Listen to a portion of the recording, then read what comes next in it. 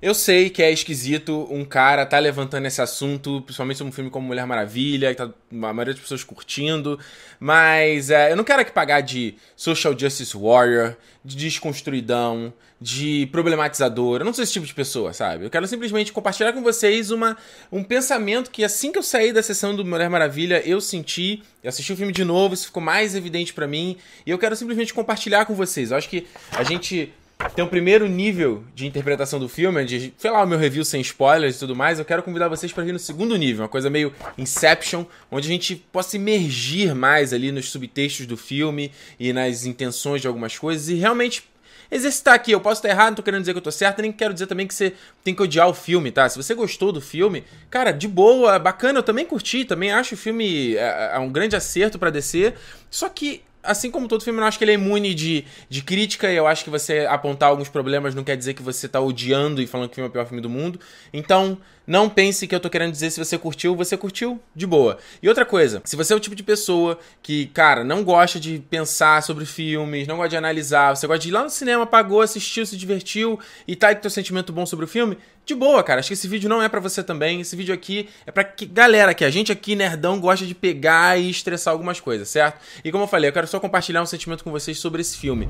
Eu acho que o filme da Mulher Maravilha, um dos grandes acertos dele é não levantar bandeira, certo? De ser, oh meu Deus, olha que filme feminista, girl power e empoderador. Isso são palavras fáceis que vem na boca de qualquer pessoa que quer analisar um filme desse. Ele não tenta detratar os homens como certos, né, lixos atômicos aí fizeram, que pagava de super filme feministão e tudo mais. E eu acho que a grande conquista do filme da Mulher Maravilha é a própria existência dele, sabe? O fato de você ter um filme agora desse porte, com esse orçamento, de um grande estúdio, de uma grande heroína sendo lançado, sabe? Na verdade, só o fato do filme existir já traz empoderamento. Esteve antes filme da Supergirl em 91, Catwoman, né?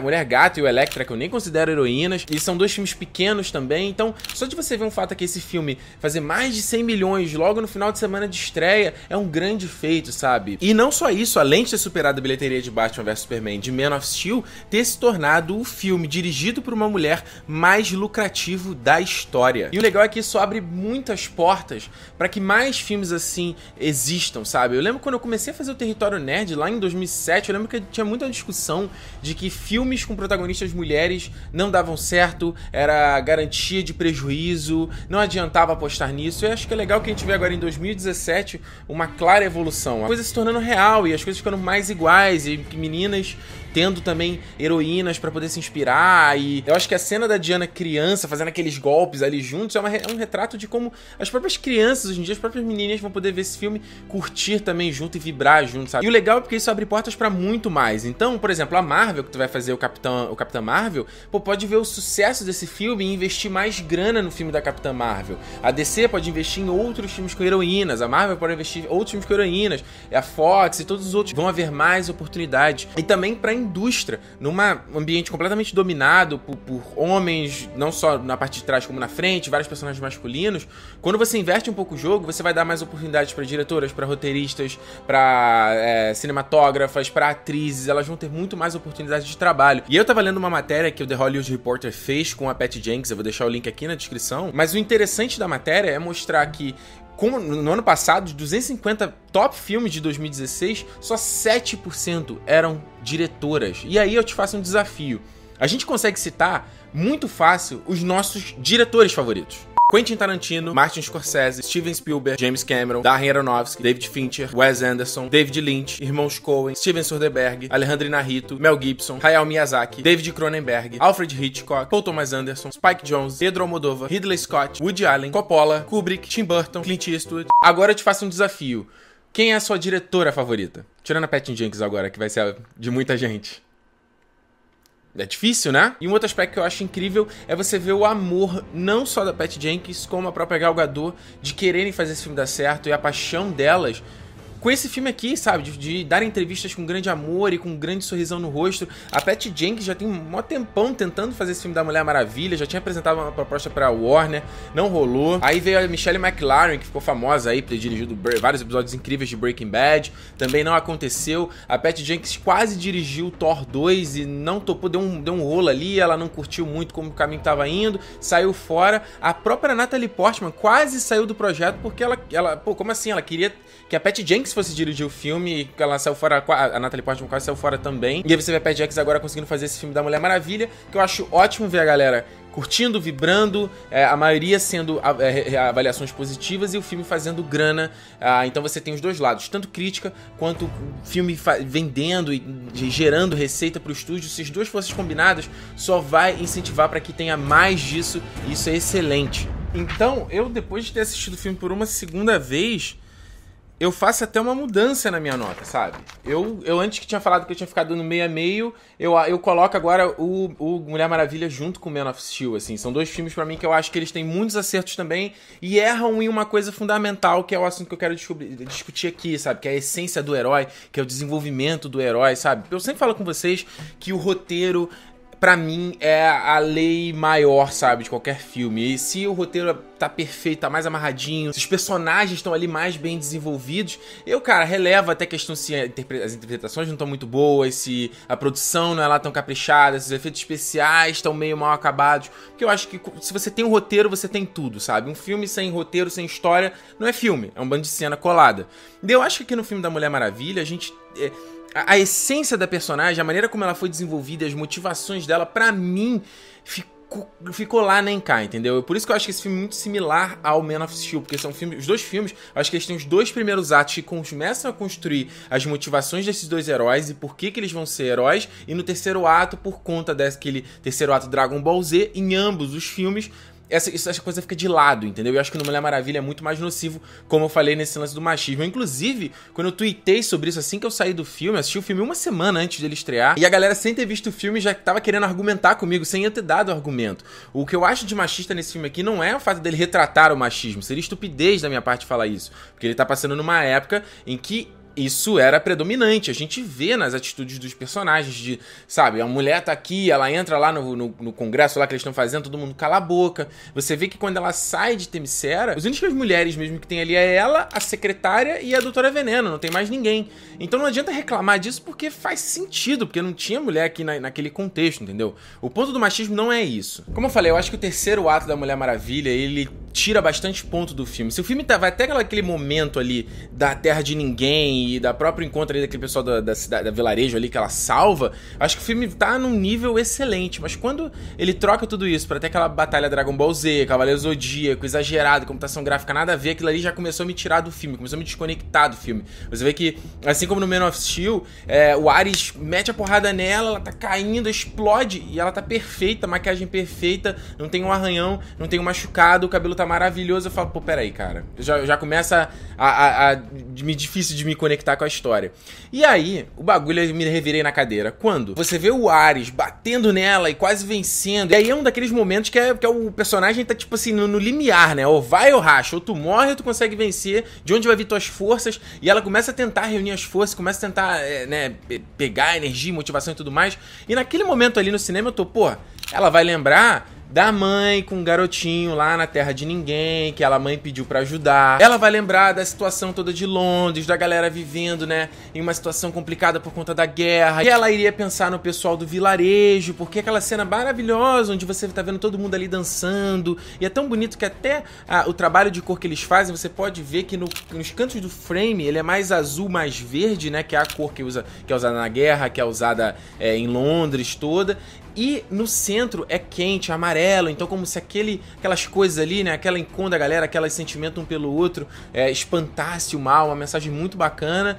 E aí me deixa maluco da cabeça quando o que ela lembra é o eu te amo que o Steve Trevor fala pra ela, meu. Disappointed! porque eu acho que isso vai completamente contra a tudo que eles estão construindo da Mulher Maravilha. Se ela tá construindo a empatia dela pelas pessoas, pelos seres humanos, se ela tá se importando com aquela galera, se ela quer ajudar aquela galera, o que deveria vir pra Diana naquele momento é o amor, mas não o amor homem-mulher, sexual homem-mulher, é o amor pela humanidade, é o amor pelas pessoas. E se você pegar ainda o próprio contexto do Ares, o Ares, inclusive, eu acho que é um vilão que ele poderia ter sido tão mais bem desenvolvido, de se mostrar que ele é o cara que realmente... Eles falam isso no começo do filme. O Ares envenenou o coração dos homens, colocou inveja, colocou um sentimento maligno. E o Ares, naquele momento, ele tá falando um monte de coisa. Aí, Diana, o que esses caras fizeram aí, ó?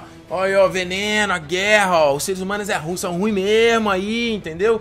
Eu acho que o que tinha que acontecer ali seria a Diana lembrar desses momentos de felicidade, desses momentos de bondade dentro do ser humano, e aí falar, não, vale a pena eu lutar por essa galera, vale a pena eu acreditar nesses humanos, como as Amazonas não acreditam mais, como a minha mãe não acredita mais, porque eu vi que há bondade nos humanos, e por isso eu vou levantar e lutar. E aí tu vai pensando, né, fazendo um retrocesso pra relembrar do filme, quando eu vi a segunda vez foi mais fácil analisar ainda, você vê que, ao meu ver, a Diana só saiu de Themyscira por conta do Steve Trevor.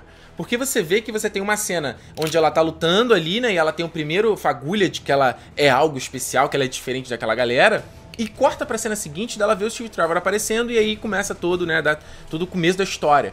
Então acho que faltava uma cena ali no começo de você ver ela já adulta, dela sentir um desconforto dentro dela, dela tá, pô, peraí, mas o que será que tem aqui além? O que será que tem além das minhas fronteiras? Minha mãe fala que essa humanidade é isso, é corruptível, a gente tem que ficar reclusa, mas será que isso é verdade? Então você sai de um ponto onde ela tá na ilha, aparece Steve Trevor, ele fala, ó, tem um monte de galera morrendo.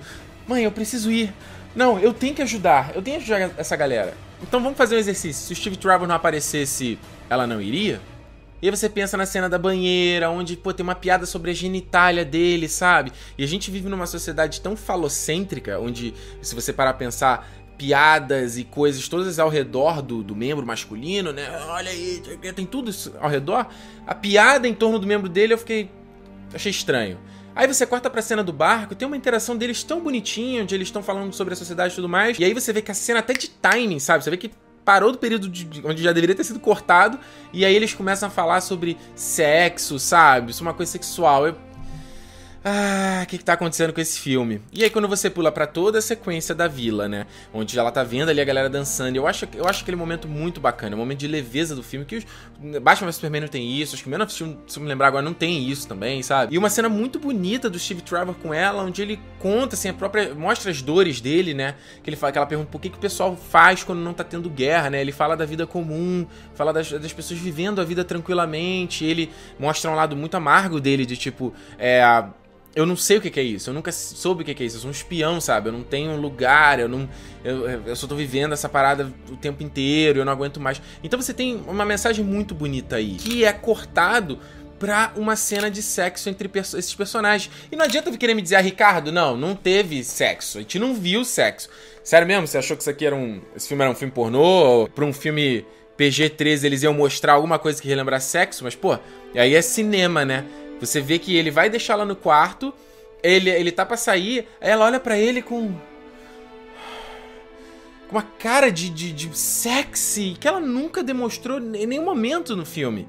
E aí a câmera vai saindo e, né, só o quartinho deles aceso ali, fica completamente subentendido o que aconteceu. E aí você pode falar, pô, Ricardo, tu tá forçando a barra, fala sério, não tem nada a ver. E eu te faço um exercício, que foi o exercício que eu fiz. Me aponta um filme de herói onde há a piada sobre a genitália feminina. Me aponta um filme de herói onde existe cena de sexo romântica. Não é cena de sexo, porque cena de sexo tem. No Batman The Dark Knight Rises, você tem lá o Bruce Wayne e a Miranda, mas ele só tem ali um one night stand, só tem uma noite de sexo, sabe? O Tony Stark no primeiro Homem de Ferro também é só uma pegação.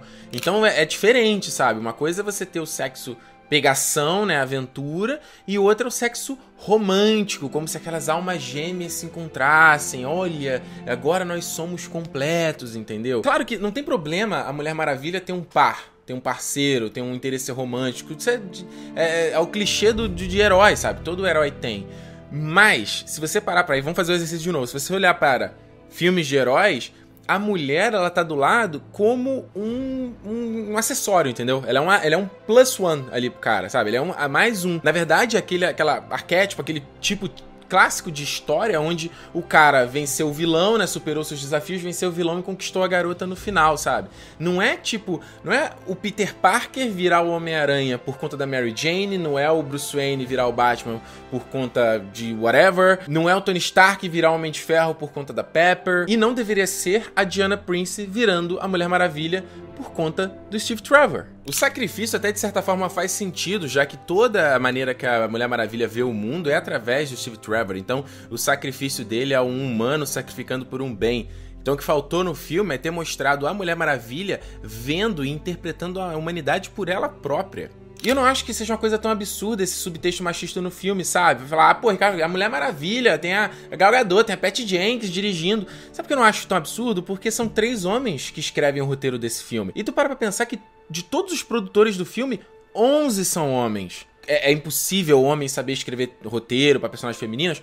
Óbvio que não, a gente tem ótimos exemplos na indústria. Mas a gente sabe que uma mulher daria uma outra visão que o homem a gente não tem como dar, porque a gente não tem a experiência, a gente não tem a vivência, a gente não tem a percepção do que é viver como mulher. Na verdade, nós homens crescemos sem conhecer o amor fraternal, que é aquele amor pelo seu semelhante, que é aquele amor pelo próximo. A gente não pode falar que ama um amigo, porque isso é coisa de viado. Existem vários pais que não falam eu te amo para os seus filhos, então a gente cresce por conta do machismo sem entender o que é esse amor fraternal, o amor pelo nosso semelhante, sem nada ter a ver com sexo.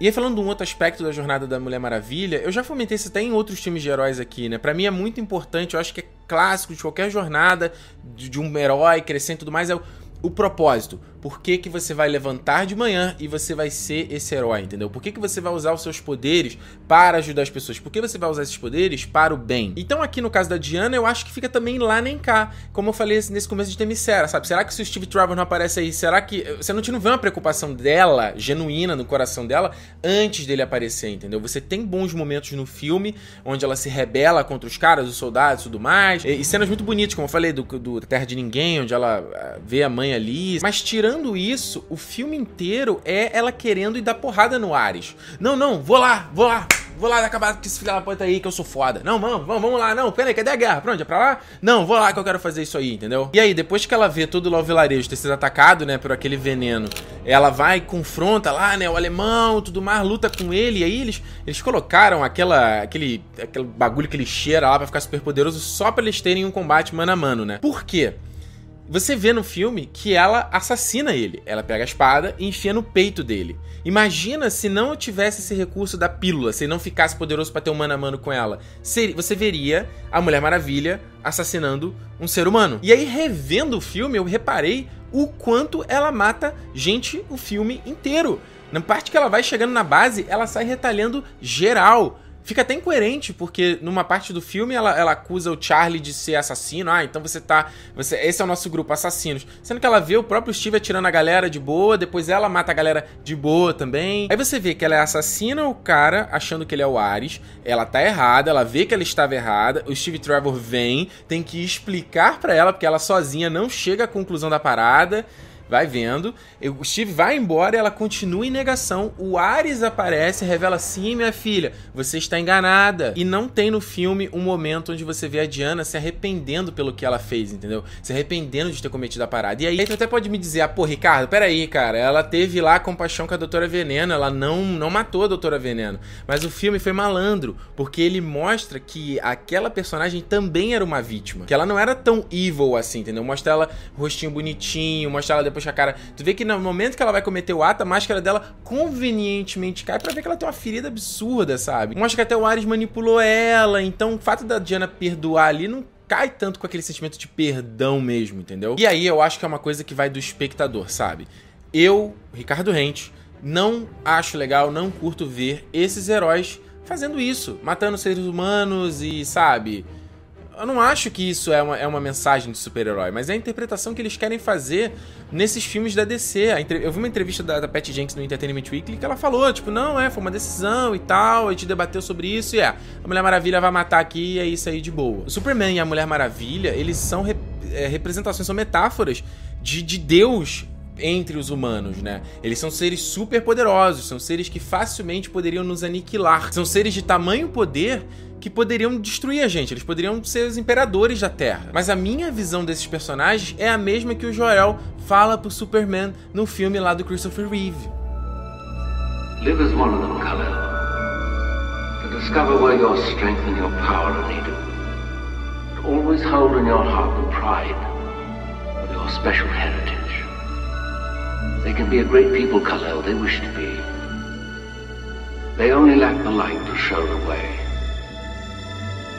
For this reason, above all, their capacity for good, I have sent them you, my only son. Olha essa imagem que eu encontrei pesquisando para fazer esse vídeo aqui. Olha que imagem poderosa. A Diana cuidando das pessoas, sendo quase que uma mãe dos seres humanos. Passando uma imagem de poder, de vitória, de quebrando as regras, de quebrando o sistema, de quebrando o status quo. Ela tá fazendo isso através de porrada? Ela tá fazendo isso através da violência? Não, ela tá fazendo isso através do exemplo. E aí quando eu falo essa coisa de ser inspirado, de, sabe, crer em algo melhor, é nesse aspecto que eu falo. De personagens que são super poderosos e são incorruptíveis. De que eles não usam isso pra benefício próprio, de que eles não usam isso pra ego, pra querer se mostrar que eles são fodas, sabe? Pra mostrar, olha como eu sou do cacete, vou dar porrada, vou fazer pirueta, vou fazer um monte de coisa. Então, olha os fundamentos que tá sendo construída essa Liga da Justiça.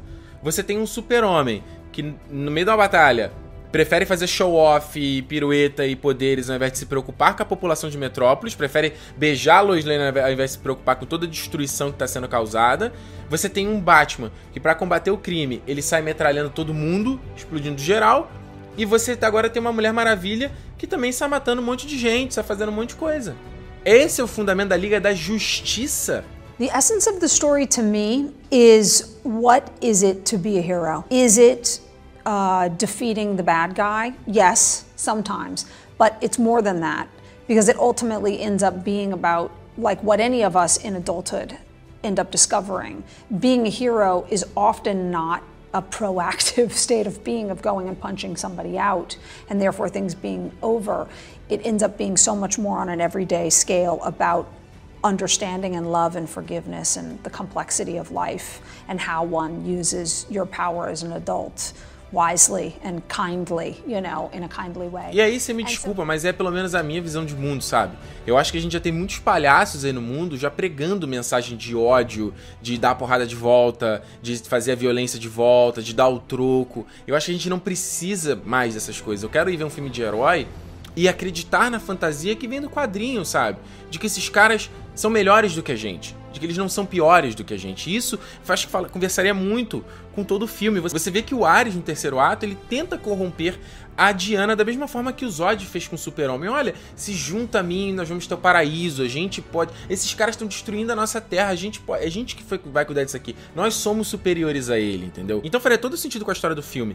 Ela ver essa fagulha de bondade, ela ver essa luz dentro dos seres humanos e conseguir vencer o Ares, não derrotá-lo naquela luta, mas tipo, conseguir expurgar, descobrir que dessa forma, ela ajudando a humanidade a ser melhor, é uma forma de espantar o mal, de que ela pode ajudar esses seres humanos a serem melhores, a despertar essa fagulha de bondade deles, de ajudá-los a alcançar grandes feitos, de que as bondades do dia a dia é que espantam o mal do mundo, como Gandalf já falou. Saruman believes that it is only great power that can hold evil in check. But that is not what I have found. The small things, everyday deeds of ordinary folk that keeps the darkness at bay. Simple acts of kindness and love. E aí você teria dois caminhos no filme. Um, mostrar o tempo que se passou dela até, né, os dias atuais, até o Batman vs Superman, onde ela foi ajudando a humanidade ali, não necessariamente no frente de batalha, lutando, mas às vezes até ali nas sombras, sabe? Ajudando as pessoas no dia a dia, ajudando a humanidade a ir pra frente, a ter boas atitudes, a acreditar no melhor. Ou um outro caminho, onde ela voltaria pra Themyscira e passaria essa mensagem para as próprias Amazonas, o que eu acho que ia ser até muito bacana, porque as personagens eram tão interessantes que eu fiquei muito triste delas ficarem relegadas ao primeiro ato, sabe? Eu tinha muito mais interesse de ver muito mais histórias delas do que ver aquele grupinho lá, mequetrefe, que ela se junta pra ir pra guerra, entendeu? Então você vê que até aí o filme não faz muito sentido, porque se ela chega no final ali, tudo bem, se ela encontrou a razão dela através do amor do Steve Trevor, que seja, que é o que tá no filme, por que ela ficaria reclusa depois disso, sabe? Não faz sentido, porque você passou a acreditar e aí volta a não acreditar mais. Imagina se por um outro lado você não tem o Ares no filme, né? Não como esse chefão de fase final, né? Mas ele é mostrado como que o Ares, na verdade, ele não é um ser, mas que ele, sei lá, se desfez e a maldade, né, que ele botou nos humanos, na verdade, é fragmento dele, entende? Então, a forma de combater seria essa, né? A Diana despertando, né, a luz das pessoas e não deixá-las nas trevas. E aí, eles poderiam até pegar aquela própria pílula, né? Porque eles focam no veneno, mas a Doutora Veneno criou uma pílula que deixava ele super forte. Então, de repente, poderia ser, sei lá, vários soldados usando essa mesma pílula. E aí, sim, ela teria um desafio de enfrentar esses humanos, mas sem matá-los. Então, isso que daria dificuldade do filme, entendeu? E aí, você veria até uma jornada de crescimento dela, né? Porque eu acho que a Diana do começo e do final do filme, ela meio que tá igual, né? Ela não tem um desafio, ela tá sempre foda, tudo que ela consegue fazer é sempre foda, não tem nenhuma jornada dos poderes dela, a não ser na cena que ela vai saltar, mas é muito breve. Então seria interessante você ver ela tendo que lutar com essas caras e não é o quão forte ela pode bater, mas sim ela ter que, sei lá, usar uma estratégia, usar um outro plano pra tentar vencer essa galera. Eu acho que seria muito mais interessante do que o filme acabou sendo. Eu acho que um baita acerto é o que eles fizeram com o Capitão América no primeiro filme, sabe? Você vê que ele não depende da Peggy pra ele virar o herói, ele tem o sentimento dentro dele desde que ele não tem os poderes, ele é completamente franzino, ele tem aquele dentro dele, porque é muito fácil você querer bancar o herói e fazer justiça quando você tem o poder, entendeu? Quando você é o forte. Mas o difícil é você fazer isso quando você é o fraco, quando você sabe que se você for encarar ali, tu vai apanhar, sabe, junto, entendeu? E aí, você teria coragem? Você ia defender ali o mais fraco e você o oprimido? E mais ainda o fato de que você vê que boa parte do filme eles têm uma admiração mútua, né? Uma parceria, né? Só eles vão dar um beijo no finalzinho e eu acho que é muito tocante, acho que foi um baita acerto e eu acho que a Mulher Maravilha poderia ter feito a mesma coisa, o Steve Trevor e a Diana terem uma relação de admiração mútua, de parceria, e não de homem e mulher, e não essa coisa sexual, e não essa coisa de é o amor do homem que é o que vai me dar aqui a energia pra lutar. Fala sério. Infelizmente, a gente sempre fica dividido, né, entre avaliar e pensar sobre o que o filme é e entre o que a gente gostaria que o filme tivesse sido, né. Como eu falei, se fosse pra escolher o que ele tivesse sido, eu acho que sim, Themyscira, as personagens das Amazonas seria muito mais interessante e mais ainda ver esse lado mais bondoso, ver o lado da justiça desses personagens e não o lado cínico de ego, de quero dar porrada, de quero ser fodão. A gente já tá vendo isso demais no mundo e eu não preciso ir pra um filme de herói e ver isso também, sabe? Eu quero ir pra um filme de herói e acreditar um pouco naquela fantasia que tem nos quadrinhos, que tem nos desenhos, sabe? Aquela coisa otimista, bacana que eu vou ser do cinema, sabe? Leve, acreditando, olha o exemplo, né, desses personagens e tudo mais. E esses filmes, esse retrato desses personagens da DC não são isso, sabe? Não conversa com o Ricardo aqui dentro. Não tem essa visão cínica e debochada e um pouco niilista desses heróis, sabe, pra baixo e descrente. Enfim, o filme da Mulher Maravilha teve muitos acertos, tá indo um bom caminho, obviamente é um grande acerto pra DC, eu fico muito feliz que o filme tá fazendo o sucesso que tá fazendo, mas, infelizmente, esse retrato dos heróis da DC, desse universo compartilhado da DC, não conversa com a minha alma, não conversa com o Ricardo aqui dentro, não é pra mim.